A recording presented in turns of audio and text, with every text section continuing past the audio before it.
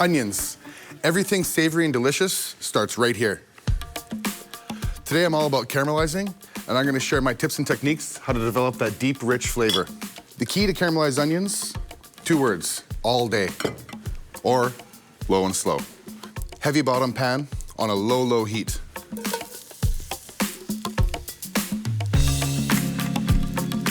Salt.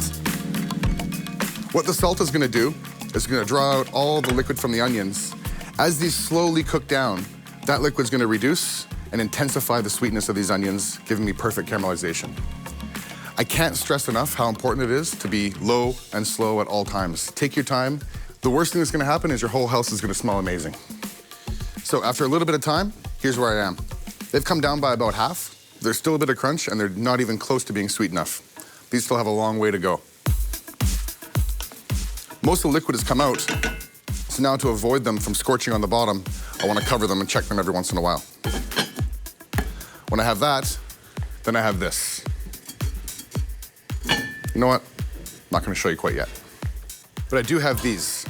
These are charred onions. Charred, not burnt. These are going to add a ton of flavor to the stock.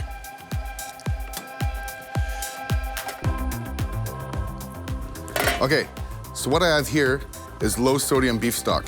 This is gonna be coming down by about 1/3, so it's important to control the salt or else it's gonna be too salty, hence why I'm saying low sodium beef stock. If you want to make it vegetarian, this could be vegetarian stock, not a problem. So in order to cut through the richness of the cheese, the bread, the onions, and the beef stock, a little bit of sherry vinegar, that also brings out the sweetness of the onions as well.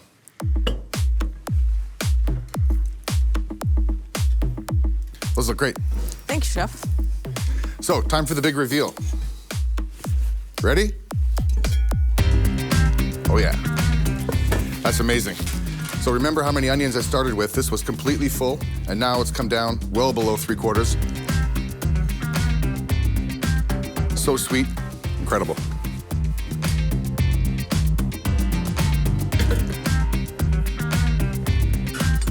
All right, so my beef stock, I brought it down by 1/3 and strained out all the aromatics. It's as simple as adding the caramelized onions at this point. And that's my French onion soup base.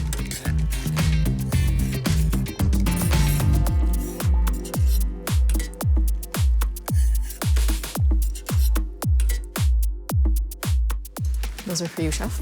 Thank you. So listen, guys, if you're spending a Sunday afternoon making caramelized onions at home, why make a little when you can make a lot? They hold fantastic in the fridge, and they can be used as an accompaniment to roast chicken, grilled meats, or even fun little vegetarian starters like this. Grilled heirloom carrots with some caramelized onions on a garlic crostini. Super simple. Oh, wow. Now we are talking.